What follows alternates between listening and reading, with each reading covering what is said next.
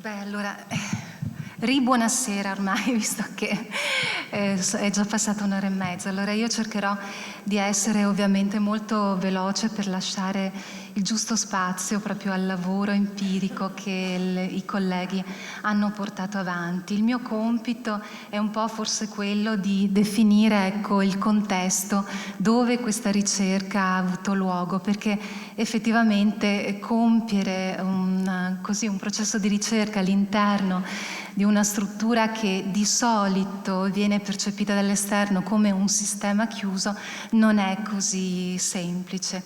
Allora, la comunità terapeutica in generale è certamente uno strumento di cura evidence-based, perché insomma la letteratura internazionale lo ha ripetuto, lo sta dicendo da tantissimi anni. L'importante è che gli utenti ovviamente oltrepassino i 3 mesi di minima soglia retentiva, però è anche, oltre uno strumento, anche un contenitore molto complesso.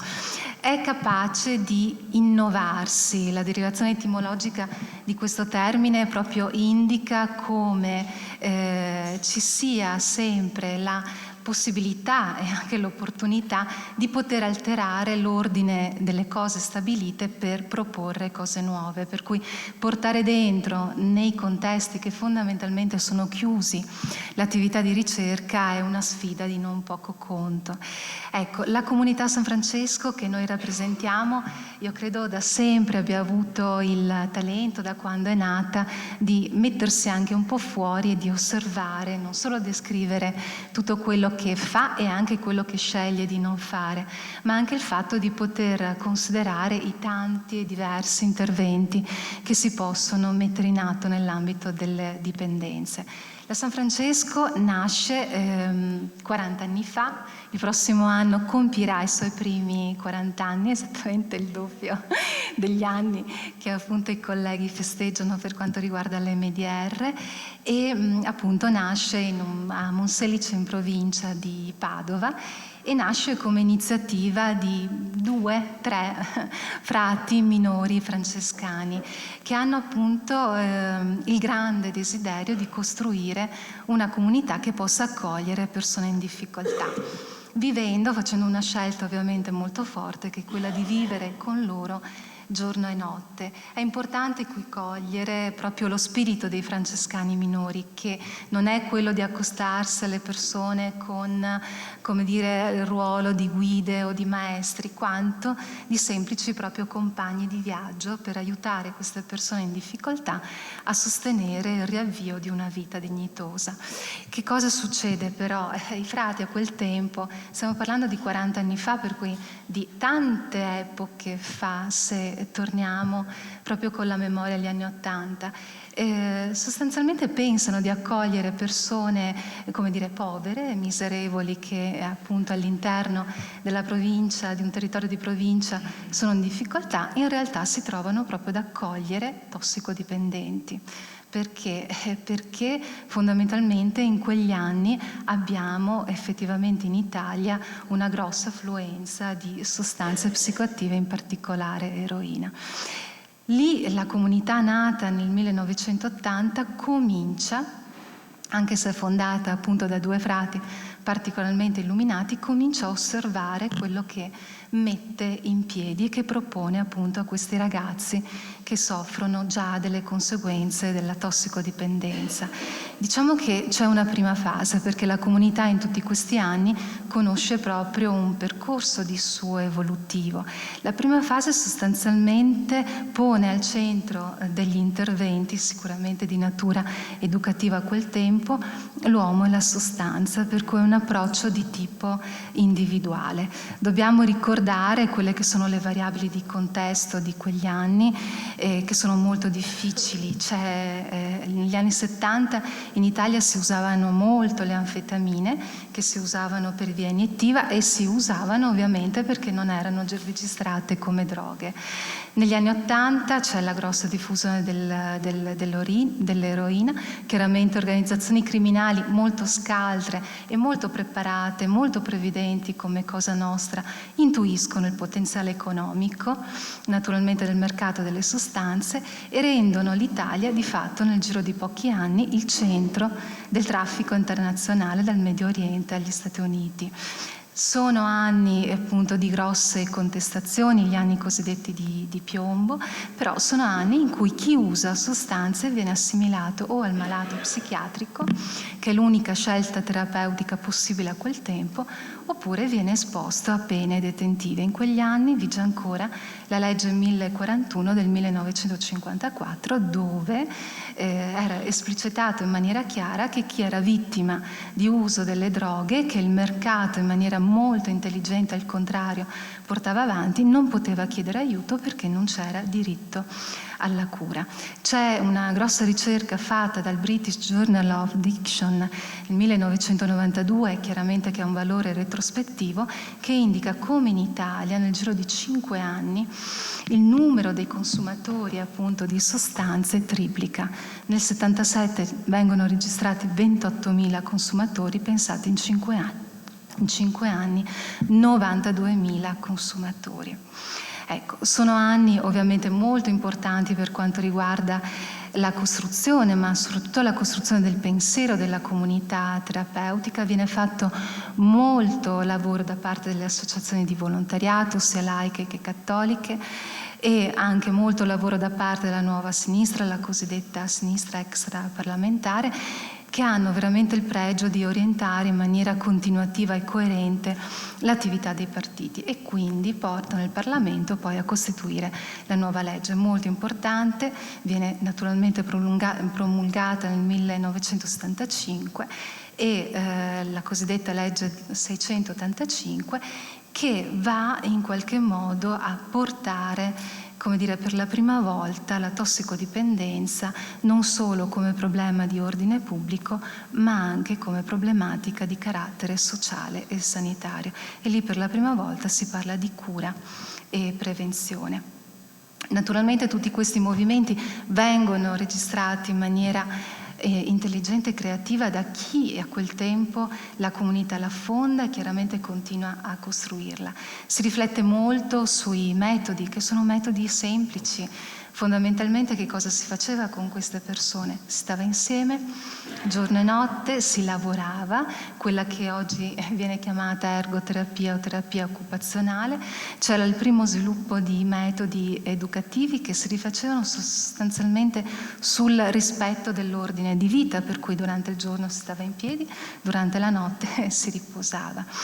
E in quegli anni c'è un incontro tra i frati e anche non frati, per cui i primi addetti al lavoro, che portano la comunità a avere il diritto di dire, di non occuparsi più semplicemente di persone che hanno problemi legati all'uso di sostanze, ma di diventare un centro per la crescita della famiglia con problemi alcol correlati.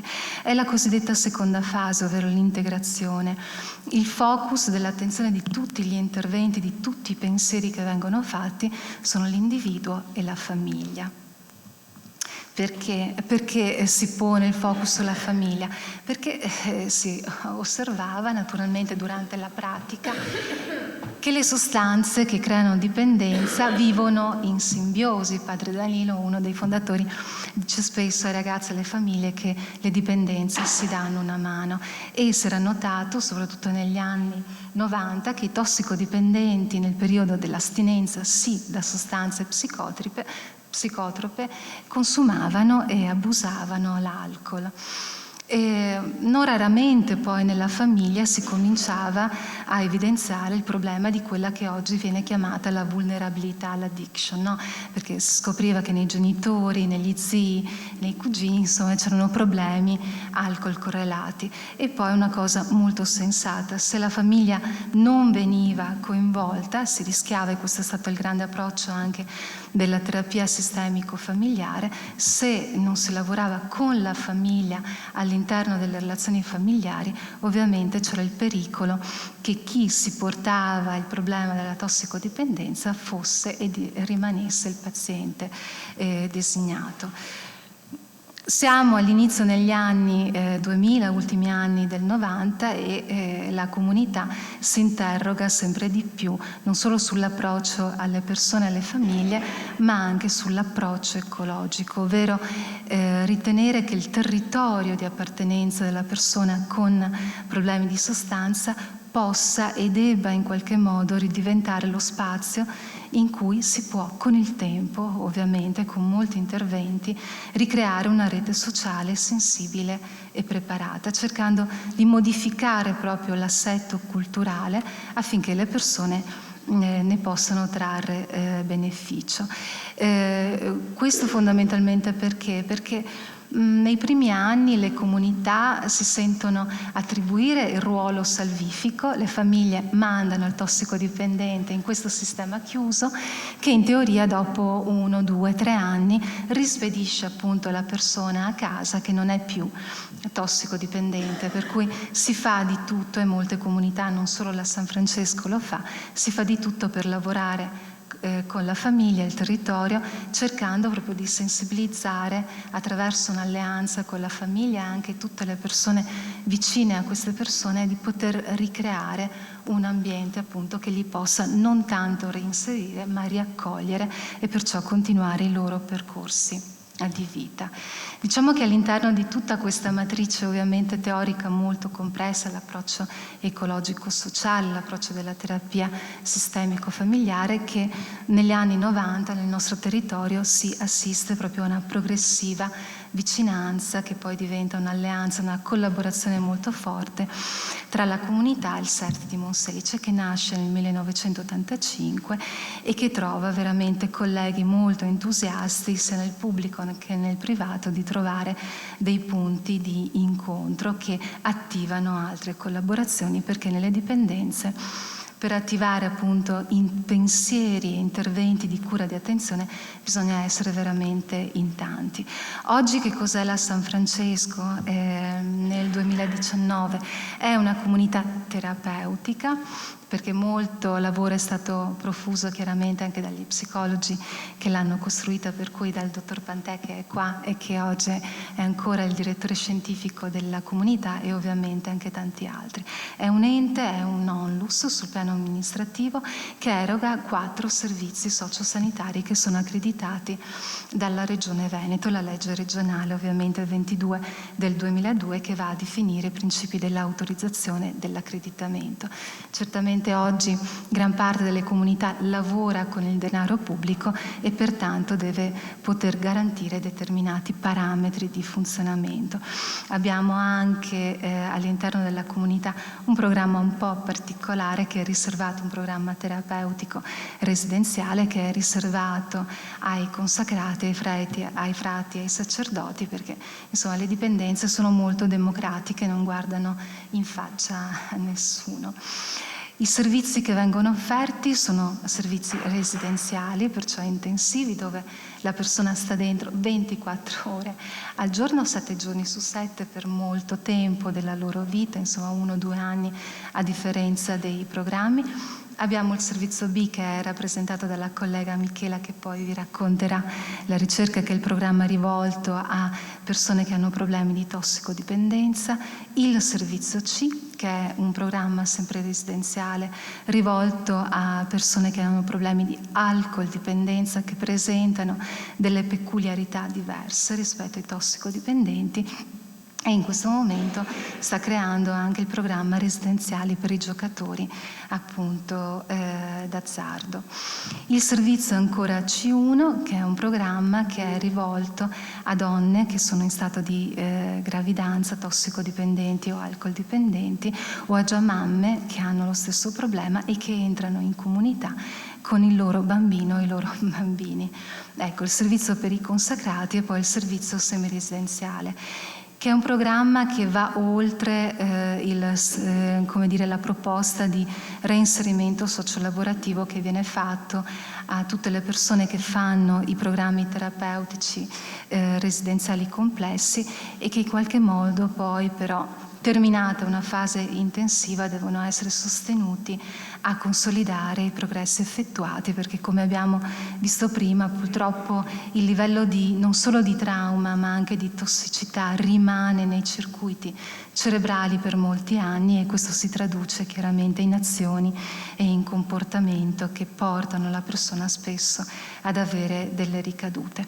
Oggi questo è il volto della comunità San Francesco, siamo una cinquantina di colleghi. Tutto questo nasce dal desiderio di due frati che sono appunto riportati in fotografia, che hanno creduto a questo progetto 40 anni fa e che continuano chiaramente a crederci, ad investire anche molto delle loro risorse.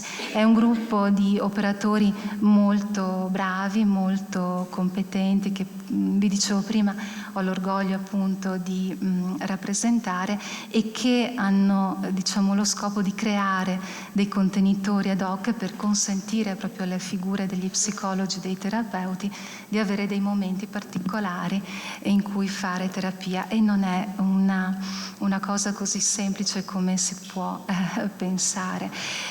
Uso una definizione che mi è molto piaciuta di Luigi Ciotti del 2018 per riportare chi sono le persone fondamentalmente che accogliamo in comunità. Persone e famiglie che subiscono la forza della chimica e il suo grande potere di condizionamento sulle scelte umane.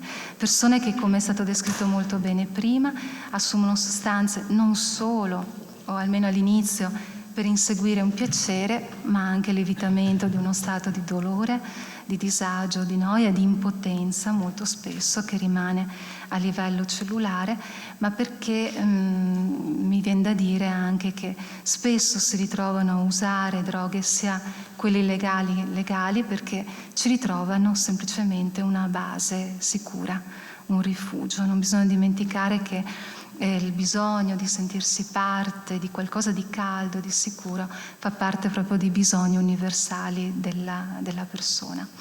Ecco, le persone più frequentemente colpite dalle dipendenze patologiche, che necessitano di cure e assistenze per lunghi periodi, ovviamente è stato detto molto bene prima, vedendo anche la percentuale, persone che sono state esposte a eventi traumatici, ma anche, e si scopre, che sono anche persone che nel loro percorso evolutivo hanno avuto la percezione o il vissuto di mancate e continuative attenzioni e cure amorevoli. La comunità terapeutica, noi riteniamo, abbiamo una visione un po' partigiana, permetteteci, è certamente la struttura alternativa, più intelligente che l'uomo ha potuto costruire in alternativa ai manicomi e ai reparti ospedalieri. Intelligente perché riconosce un presupposto fondamentale, ovvero che l'uomo, come diceva Aristotele, per quanto possa essere in difficoltà, è e rimarrà sempre un animale sociale, cioè ha bisogno di stare e di costruire dei legami per poter vivere in maniera sufficientemente dignitosa. Poi uso anche sicuramente una definizione molto leggera di un poeta che amo tanto, che è Joe Evan, che è un poeta molto giovane, che è tratto da uno dei suoi ultimi libri, Ormai tra noi è tutto infinito, che va a definire appunto intelligente come intelligente, ovvero dentro di te c'è gente, c'è l'altro, c'è il prossimo, ci sono tutti. Dentro di noi c'è una folla e la capacità di essere anche altro, non solo tossicodipendenti, di essere addirittura l'altro. È importante non bastarsi e sapere di essere vasti. Pertanto questo è il contenitore che la comunità crea continuamente, tutti i giorni, si spera in tutte le ore, no? Un sistema evolutivo, connettivo, capace proprio di riavviare quel rapporto che la persona perde col proprio ambiente di vita, che molto spesso quella parte intrapsichica che ha a che fare con la presa di cura di sé, con l'amorevolezza nei propri confronti. Il processo di cura e di attenzione, vedrete poi, rivolto a persone con dipendenze trattate all'interno di comunità ricorre a moltissimi metodi, perché va a considerare proprio la complessità del processo di cambiamento. Ora questo fondamentalmente è il contenitore dove tutti gli operatori, non solo gli psicologi o i terapeuti, sono chiamati ad operare. Questo è il percorso che noi proponiamo ovviamente ai nostri ospiti ed è un percorso molto accidentato, molto dinamico, dove tutti gli interventi devono in qualche modo prendere atto di dove si trova la persona. E voi vedete i diversi toni emotivi che queste persone attraversano in 6 mesi, 12 mesi di permanenza, appunto, che è un po' quello che a livello statistico viene definito appunto il tempo di cura di queste persone. E non è facile per i colleghi entrare in questo momento, non è facile per i colleghi, ve lo racconteranno, di stabilire che lunedì pomeriggio c'è la ricerca MDR, perché ovviamente i nostri ospiti sono soggetti particolarmente perturbati e creano anche perturbazioni notevoli all'interno del sistema. Ecco. In tutto questo noi tutti operatori del residenziale dobbiamo sempre prendere atto di queste 4 zone dove si collocano i nostri ospiti. Molto spesso entrano e rimangono in zona di inerzia, cioè entrano e ti dicono faccio il meno possibile, per cui lasciami stare, meno faccio meglio sto. La cosiddetta zona di comfort, che è molto conosciuta, lasciami fare quello che ho sempre fatto. La sfida di tutti noi educatori, psicologi, terapeuti, operatori di comunità, direttori, è creare sempre e continuamente zone di sfida, che è portare gli ospiti a cercare di fare cose che non hanno mai fatto prima, con le esperienze per esempio formative proprio sul campo, e questa è la zona di creatività che spetta un po' più agli psicologi e ai terapeuti, che è quello di cercare di far pensare, immaginare che cosa non è stato mai fatto prima. Io mi fermerei qui e do la parola alle colleghe e vi ringrazio.